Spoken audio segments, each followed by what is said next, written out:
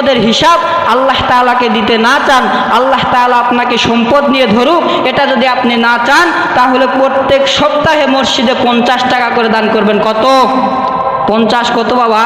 50। গোবরসভা বাজারে আপনি যদি যান, কয় টাকা খরচ হয় প্রত্যেক দিন? 20 টাকার উপরে। একটা চা খেতে গেলে তো 10 টাকা খরচ।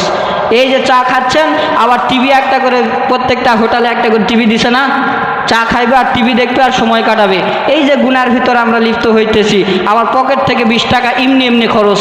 এইদিকে দোকানদার চিন্তা করে আমার তো লাভই হইতেছে, টিভি একটা লাগায় দিছি, মানুষ আসে টিভি দেখার লোভে 2 কাপ চা খাই আর আমার 20 টাকা ইনকাম হয়ে যায়। তো আমরাও সেই ধ্যানেই মগ্ন হয়ে গেছি।